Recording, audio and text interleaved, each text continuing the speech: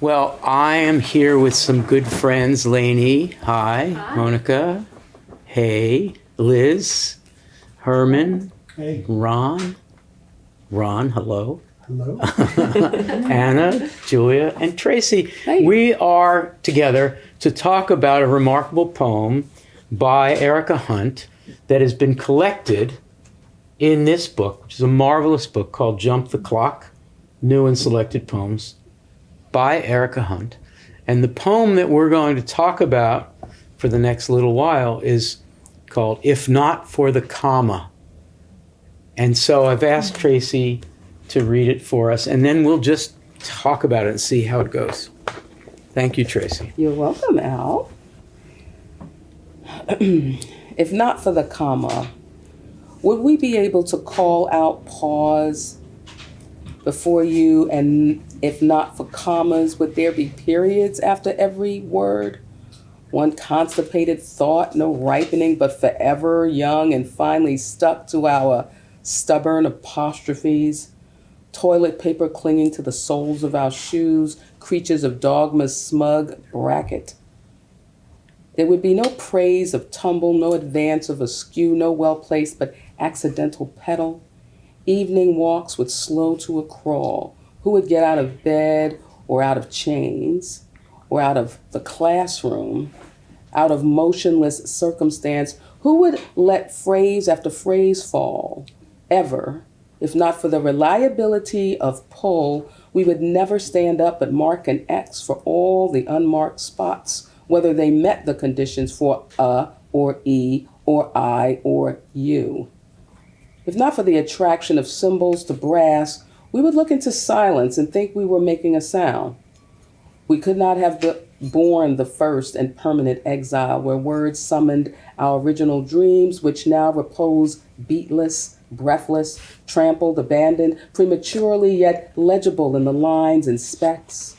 Jumps in unvoiced black and slim and black and jaunty and black and curvy, coded in rhythm, sacred music stacked in rubble, residue and root, vine and verge, womb, texture and remembered array, as if never complete, an incomplete space of where the insistent din meets now. Thank you, Tracie. Let's do a lightning round. So all you have to do is say something about some word or phrase in the poem that makes you think that the comma, the fact of a comma, the existence of a comma, the existence of a poem or any language with commas in it. I've lost the train of the grammar of that sentence, which is totally appropriate. Some piece of the poem that suggests that it is comma-like, or that the speaker or Erica Hunt is pointing out something, some quality that obtains when we have commas, as opposed to don't have commas. So I just asked an overly complicated question, so I will answer it myself first. Pause. So we have pause, obviously commas, cause, pause. Is there anything else comma-like in there? And Herm just looked away, so I assume you're not ready. No, that's You got one? Al. Got one? Cymbals to brass.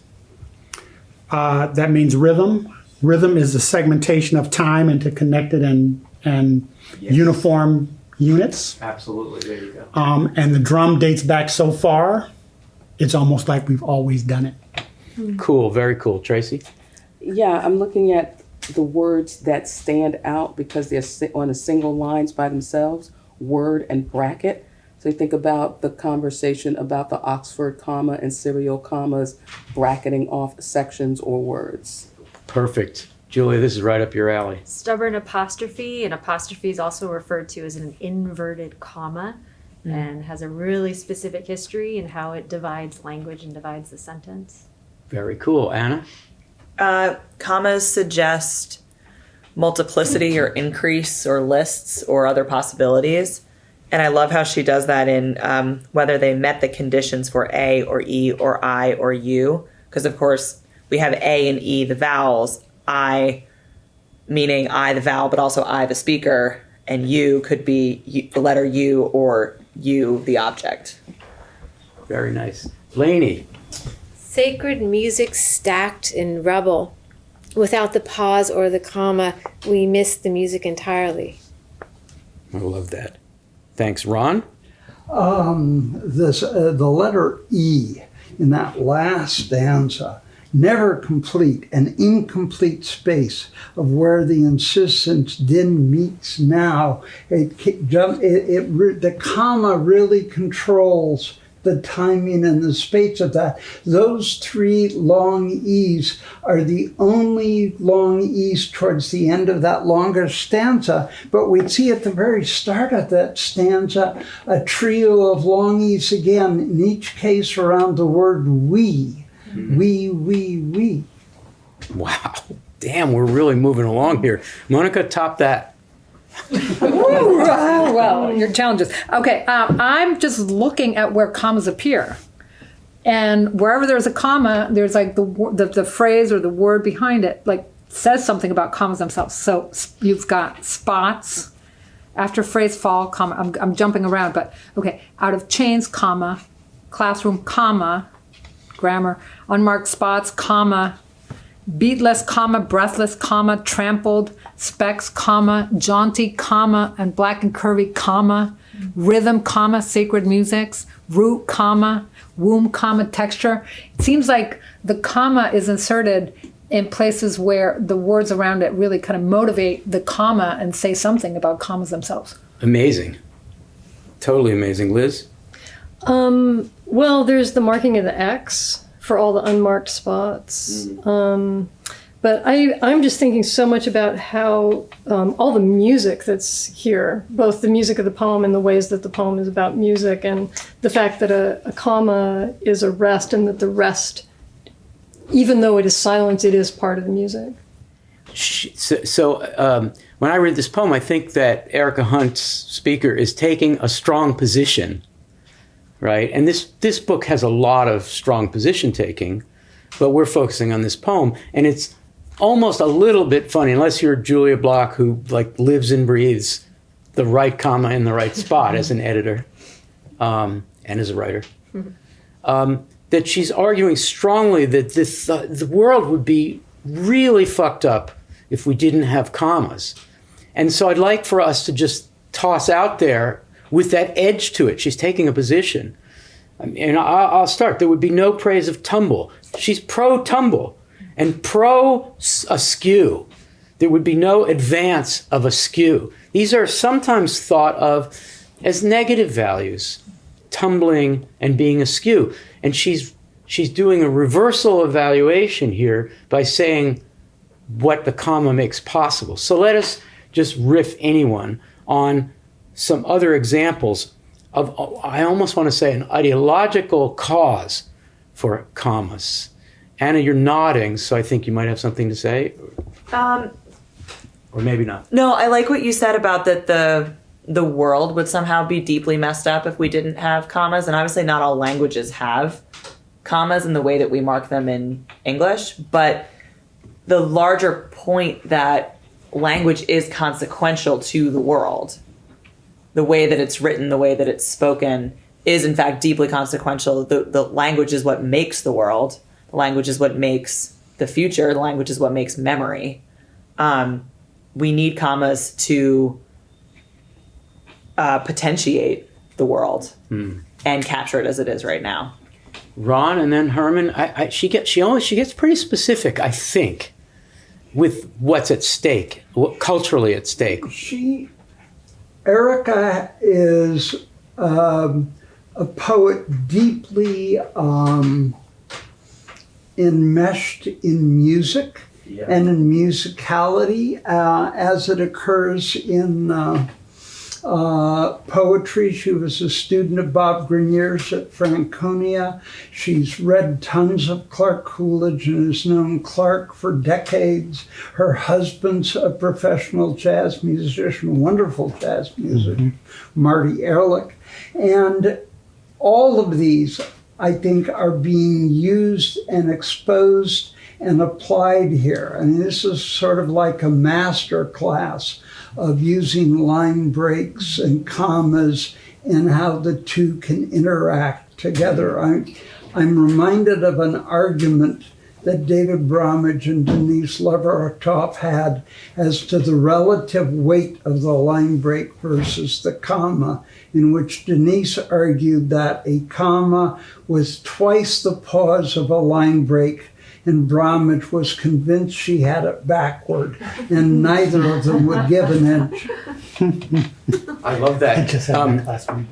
Before I turn to Herman, we are about to be joined by Amber Rose Johnson, who knows so much about Erica Hunt. This is a very unusual ModPo video in which a new person is joining us. But Amber Rose, anybody in favor of Amber Rose Johnson joining this conversation? All in favor. Laynie, would you, or Amber Rose, you can come and sit next to me. This is so great. It's not improper. It's the best. Herman. We're comma-ing you, me and Amber comma-ing Rose, the two you. black ladies. What you gonna do? I'm feeling comma. Sorry, don't mean to assume. I'm very much a black lady. Okay. So now what, Al? Okay. Herm. So there's not just music here, but there seems to be black music. So I just had my class on Monday, listen to 3 different versions of my favorite things. Oh, man. So the Mary Martin version, the Julie Andrews version, and the John Coltrane version. The comma is all up in that conversation because what John Coltrane is saying is, okay, schnitzel with noodles, okay. Snow on my eyelashes. But there's all these other things. And because it's an instrumental performance, it becomes a communal performance that people can contribute to. And so it extends the list of favorite things. You can't do that without the commas that take the form of Coltrane playing rests at various points in the chart. There's that word again, rest. And at the time he made that record, he's probably 4 years from being with Miles Davis, who uses space in his music in ways that nobody else had done. So in that respect, Erica talking about black music, because after I made my first comment, I thought about African music, where they don't have uniform rhythmic beats, because African rhythms are polyrhythms. So you got 4 or 5 different things happening at one time. So you have the imposition of a bunch of different pauses and commas on top of one another. How do you make that work? And the way that you make that work is that you have to have a different concept of the universe, which is not a Western concept of universe. The Hammerstein, Oscar Hammerstein, he wrote the lyrics and the music with somebody else, but it's all about the list, and the list is comma separated. Right. Amber Rose, here's what Erica has to say about the world without a comma. There's an awful lot at stake. If not for the attraction of cymbals to brass, we would look into silence and think we were making a sound. We wouldn't be, right? We could not have borne the first and permanent exile. We're going to have to talk about what that is.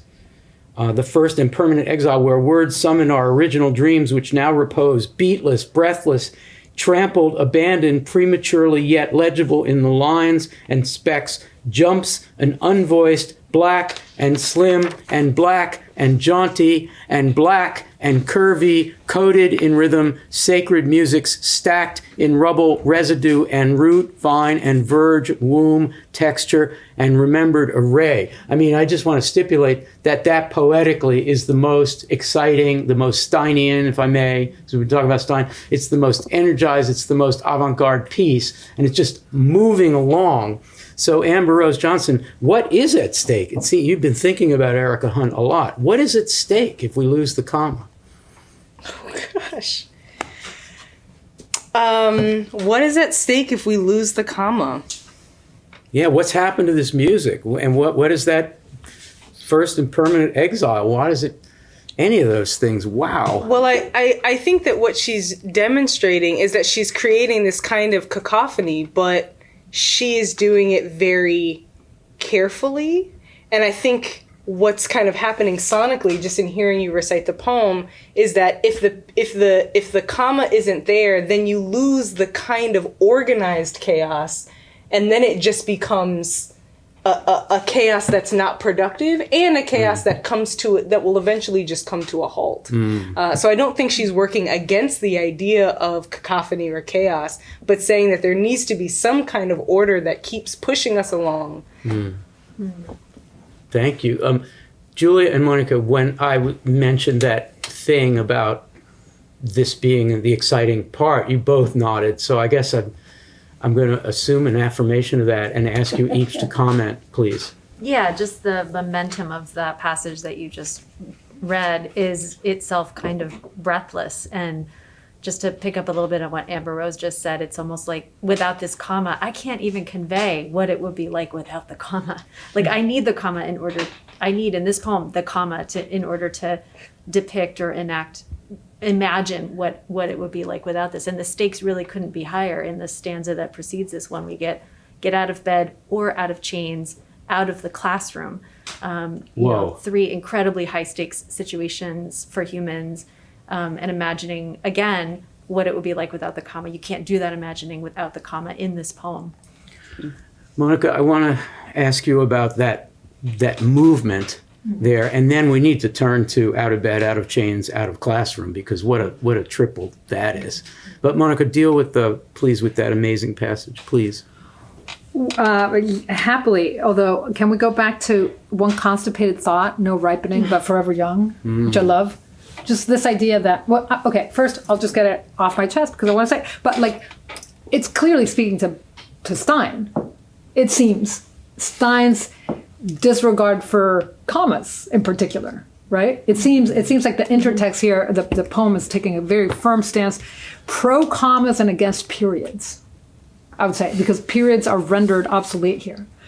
Because the periods do appear occasionally, but they often are disregarded, and we don't need them because there's capitals that signal that there was a pause before. Anyway, so that said, you want me to deal with this passage.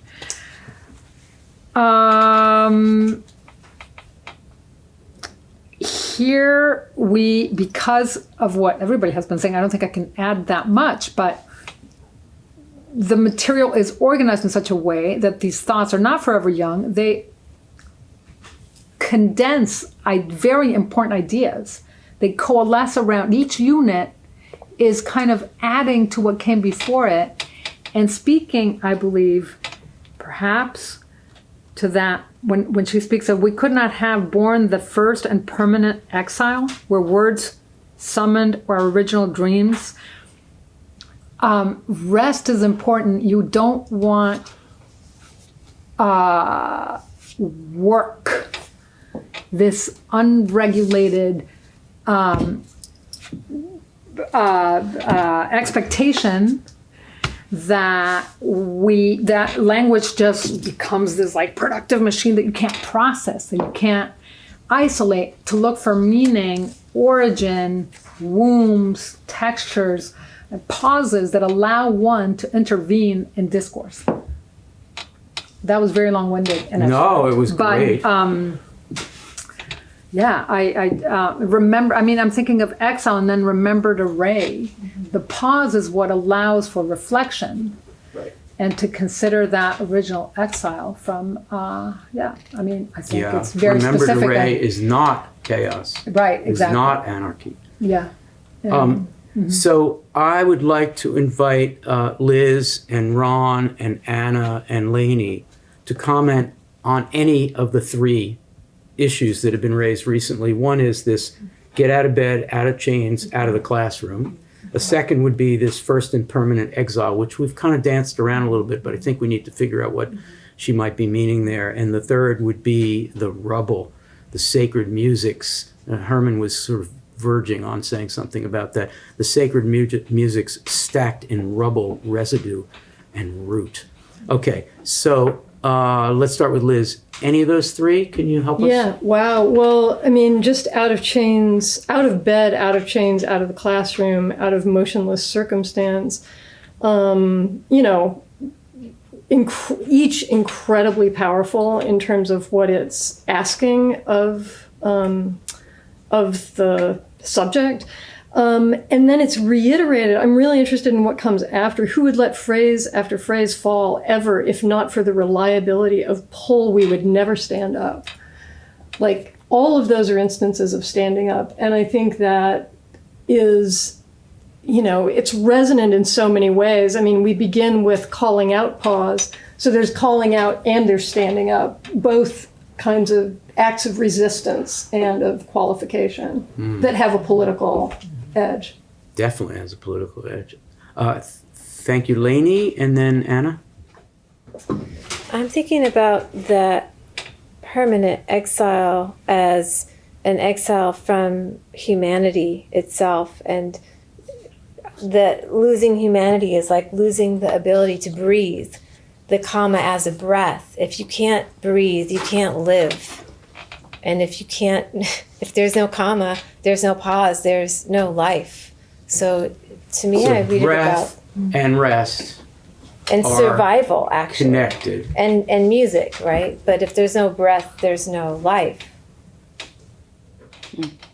This is, of course, these are themes that Nathaniel Mackey, among many other people, have been dealing with directly in their poetry. Thinking, I mean, Mackey is kind of obsessed with the issue of the first and permanent exile, where words summit our original dreams. And he has this, in both of his epics ongoing, he has this band of people who are kind of hugging coasts in exile and trying to figure out how they stand in relation to the language of rest or the language of music. And this seems to be in conversation with that. Anna, then Ron, and then I want to turn back to Amber Rose. Yeah, I was thinking about breath and precarity too.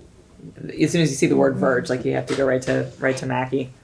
I'm also thinking about Whitman, and the sort of Whitmanian impulse to just collect and add and qualify and quantify and invite kind of all possibilities in all at once, that nature without check with original energy, like that is enlivened by commas. That's enlivened by the language of collection, a sort of democratic folding of all at once. So I kind of think this poem is an ars poetica as much as it is a statement of poethics. So what should poetry do? What should poetry be? Cool. All right. Ron? Yeah, I want to speak up for the period. And it appears in this poem only in the final stanza, which is interesting and I think not accidental, particularly given that in the second stanza the word evening is capitalized, but there's no period there. So that the periods that appear in the final section, right before that very prominent sentence that's been read several times today about first and permanent exile, and then at the end, hearkening back to a previous discussion about Ray Armantrout, a sentence that begins with the word as. At the very end of the poem. And the pause that occurs, I think, in a period is very different from the pause that occurs in a comma, because it's a point at which, I mean, people who meditate talk about, your middle in-breath and things like that. They really break it down into many sections. And the period here is a pause that implies a rest, a catching your breath, and then moving forward. Whereas the pause with the comma is that getting your breath while running and not stopping, and is a very different kind of musicality and physicality as it occurs. So I want to ask Herman and Amber Rose. Herman, what are you thinking now? You raised the issue of music a few minutes ago, and we've been talking a lot about it and also around it. Where are we now? What are you thinking in relation to the music? Maybe I need to elaborate on my Coltrane, because the reason why Coltrane has to break from Davis is because Coltrane thinks in terms of the comma, Davis thinks in terms of the period and the space. And eventually those two things can't work together. So even after Train comes back after kicking heroin, his time with Davis is limited because he started to think about music in terms of the comma. So the other thing that I thought about as Anna was talking and talking about Whitman is Hughes. What happens to a dream deferred? We get a list with commas. Now we could get semicolons, which would mean that we'd have an equal sign between each of the things that a dream deferred is. We get commas. That ends with a period. Or ends with a question, actually. Yeah. Amber Rose Johnson, what are you thinking? I'm chewing on what both Ron and Dr. Beavers have said, and I'm thinking about what the comma does to what came before it. So the period, I agree, the period being a rest, but the period also signifies that whatever was just happening in that sentence, that's done now. And now we're starting a new thing. And the comma is so exciting because it's the opportunity to change your mind while still in progress. So it takes the sentence where something's already happened in this sentence, but now this comma opens up the possibility to reflect on what was just happening and change it again before we really have to come to that place of stop. And so I'm seeing the comma now, based on what's being said, as a kind of opening of possibility in progress. Not that you have to turn and do something else, but it's processual and allows you to go back to engage with what came before and change direction before ending the thought. So well said. Thank you, Amber Rose. That's fantastic. So I want to invite Tracie, Julia, and Mónica just to respond to what's been said in the last couple of minutes, and then we'll go around for final thoughts. Yeah, I hope I'm not stating an obvious thing, but this conversation harkens to the only popular culture conversation about the comma that's happened in the last, 30 years? And that is the Oxford comma and its value. And so, I wasn't raised using the Oxford comma. And so I felt when I started when Eat, Shoots, and Leaves started advocating for it, that it felt like excess. It felt like an unearned flourish. But, and I wonder if this poem is in conversation with that debate in the United States about something in which the language reference is not American, but English. Fascinating. Julia, you were on that list to comment, and since the Oxford comma has been thrown down like a glove. Yeah, well, so often the defense of the Oxford comma is that it lends precision And logic. But then what do we do with Amber Rose's point that the comma is all about possibility, if not indeterminacy? So I'm just going to leave it there because I feel like to pursue that thought any further would do violence to the wonderful possibility on the table with the comma. And I mean, I often, I am an editor and I teach editing, and we talk a lot about the Oxford comma, and it's fun to see the conversation get to the point where we realize it's not just about the serial or Oxford comma, it's about the comma at all. I was about to just say the comma period and make a pun, but I will pause there. You will pause there. Well, Mónica, I want to turn to you. I will certainly focus on that right after the first and permanent exile. My note here, it's an old note, says Eden, which is to say when language was supposed to have worked perfectly. You say the word pen, and then pen is here, and there's this perfect denotative relationship. And of course, the fall is the moment when we don't always say what we mean. And in fact, when we say one thing, we might actually be meaning another. And poetry gets invented at that moment. And it also coincides with possibly a reflection of what happens linguistically in the Middle Passage and all that stuff. And we've had that conversation with Erica, actually. But right after that is when you get a beautiful, rushy, jazzy section where commas appear and also don't necessarily appear when they could. Repose, which is probably a noun, but it could also be an adjective. Beatless, breathless, beatless, comma, breathless, comma, trampled, no comma, abandoned, no comma, prematurely yet legible, no comma, in the lines and specks, jumps an unvoiced black and slim and black and jaunty, then a comma, and black and curvy, comma, coded in rhythm, comma, sacred musics, stacked in rubble. And the rubble, which is supposed to be a bad thing, fragmentation, everything's been destroyed, is actually the basic notes of a new music. Each bit of that rubble. And she's putting it together right before our eyes, which is an amazing piece of poetic work, you know. Mónica, let's hear what you have to say about this, please. I'm just thinking of the relationship between punctuation and speech. And it seems to me, going back to what Amber Rose so eloquently stated, that periods actually are the most artificial.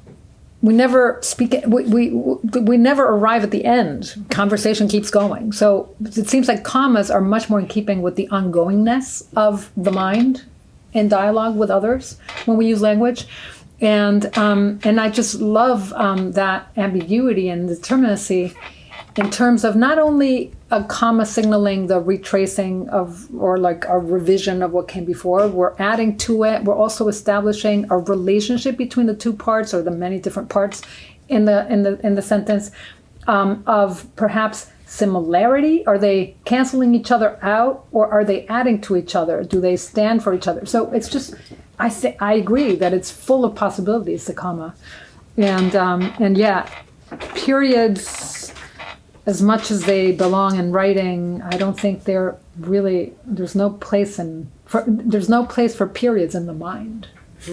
Wow, strong statement. I love that. Okay, final thoughts, and it'd be good if they were quick, but maybe not, But let's see where we are. It's really been a fascinating conversation.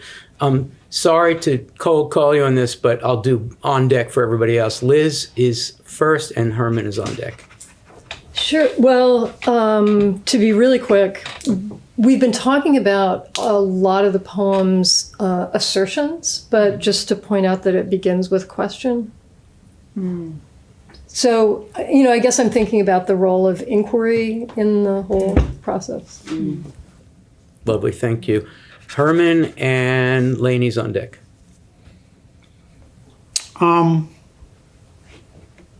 This is a product of taking piano lessons, but How is that coming along, Herman?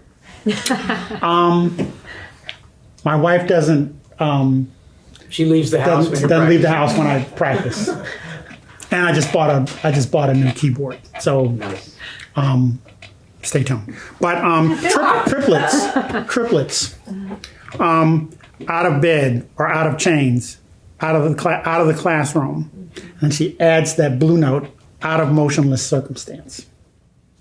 Yeah, that's really great. There's so much music in this. Thank you, Herman. Laynie's up and Anna's on deck.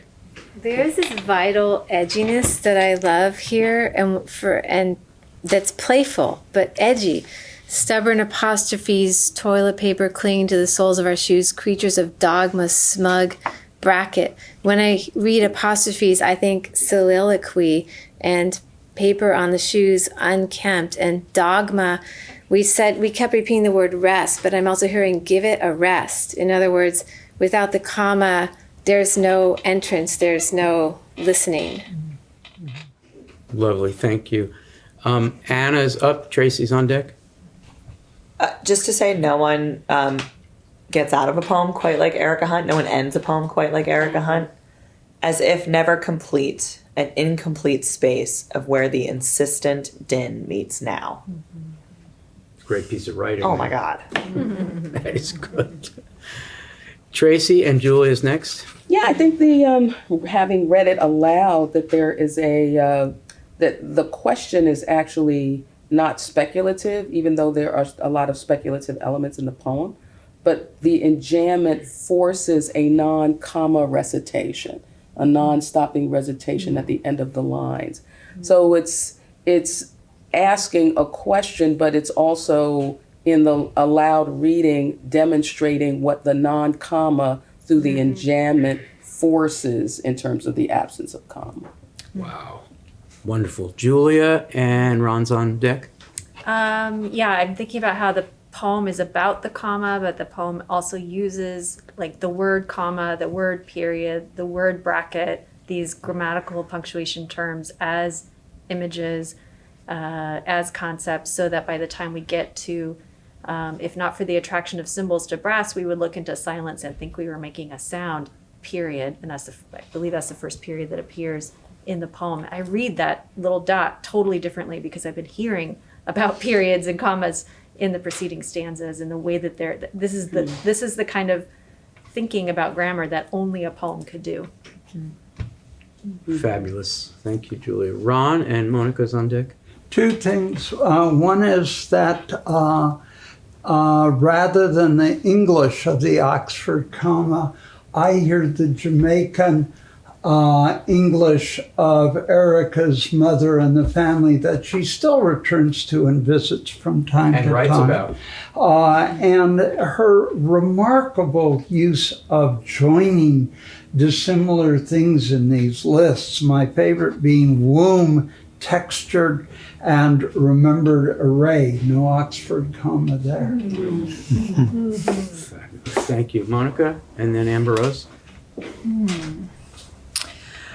I'm looking at the way the title continues into the poem, and how that could also, that comma, the word comma could be requiring a comma.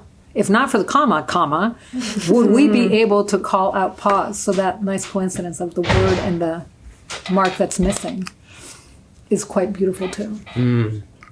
Fabulous. Amber Rose. I'm looking at the second stanza. If not for the reliability of pull, we would never stand up, but mark an X for all the unmarked spots, whether they meet the conditions for A or E or I or U. I love that so much, and Erica's someone that I think, Erica's someone who thinks very deeply about the pieces of language and the pieces of ourselves and how those are mere conversations. And what I see happening there is thinking again about Monica's comments about the relationship that the comma creates between two different parts of a sentence or two different parts of whatever it is.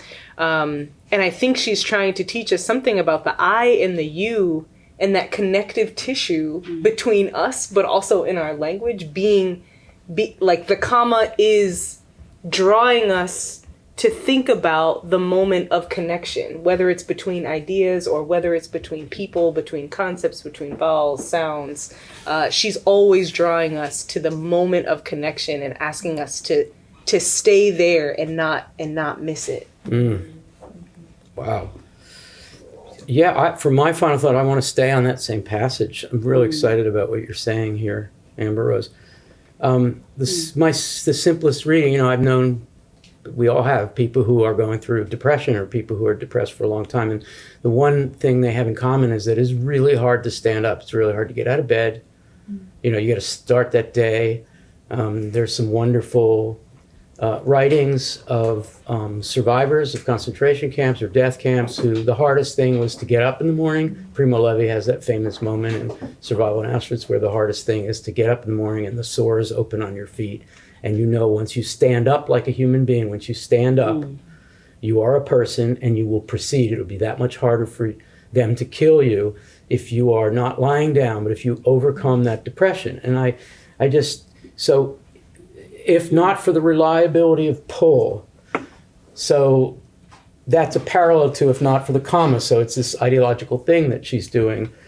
The reliability of pull, we need someone to help us up. So you've been to get out of bed or out of chains. So this is a reference to slavery or the Middle Passage, or more generally about bondage, maybe bound by your own depression. Out of the classroom, I don't want to deal with now because this is a final thought and that's too complicated. But if not for the pull, we would never stand up. We would mark a cipher, an X that doesn't mean, it doesn't denote For all the unmarked spots, that suggests to me all the people who couldn't stand up and who are marked as if they couldn't stand up, they couldn't stand up, they couldn't stand up.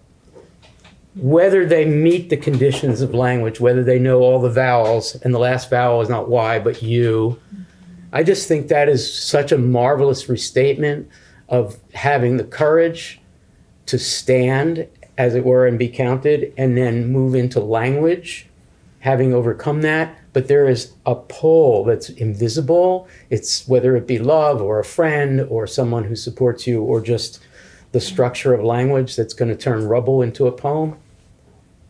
I just find it miraculous that she has so much hope there, and the reliability of pull is not identified or named. There's no subject. It's amazing. Thank you all. This was really, really great. Thank you.